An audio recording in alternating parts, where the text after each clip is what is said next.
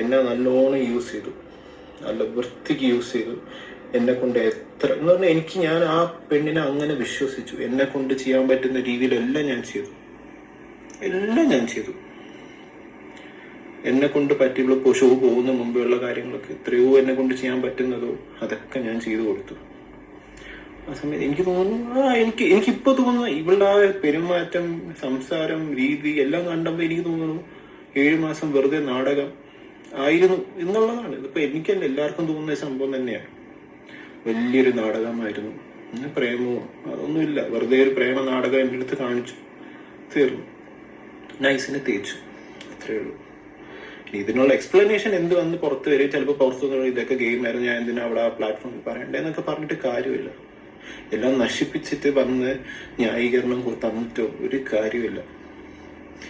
ഇനി കുറച്ചും കൂടി കാര്യങ്ങൾ നിങ്ങൾക്ക് കാണിച്ചു തരാനുണ്ട്. ഞാൻ കാണിക്കാൻ ഉദ്ദേശിച്ചെന്ന് പറഞ്ഞാല്, ജാസ്മിൻ മുന്നേക്ക് ആക്ച്വലി നമ്മുടെ ഈ ഉറപ്പിക്കലൊക്കെ പോയപ്പം അതിനുശേഷം മുന്നേക്ക് മെസ്സേജ് അയച്ചിട്ടുണ്ടായിരുന്നു.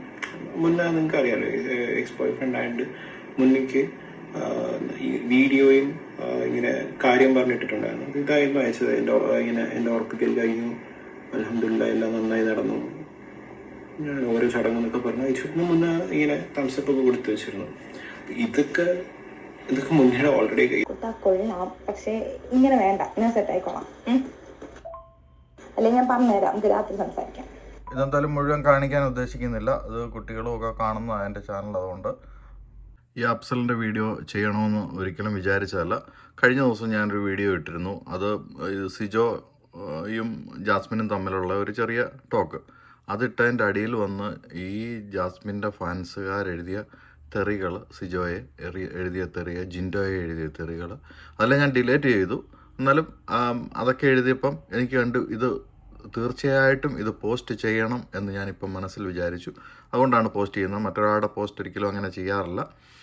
ഏതായാലും ജാസ്മിൻ്റെ കള്ളത്തരങ്ങളും ചതികളും ഒക്കെ മറ്റുള്ളവരോട് അറിഞ്ഞിരിക്കട്ടെ. നിങ്ങൾക്ക് അഫ്സൽ അമീറിന് ഇൻസ്റ്റഗ്രാമിൽ പോയാൽ അദ്ദേഹത്തിൻ്റെ ഒറിജിനൽ വോയിസ് മെസ്സേജും എല്ലാം അതിനകത്ത് കിടപ്പുണ്ട്, ചാറ്റുകൾ കിടപ്പുണ്ട്. അതൊക്കെ നിങ്ങൾക്ക് നോക്കാവുന്നതാണ്.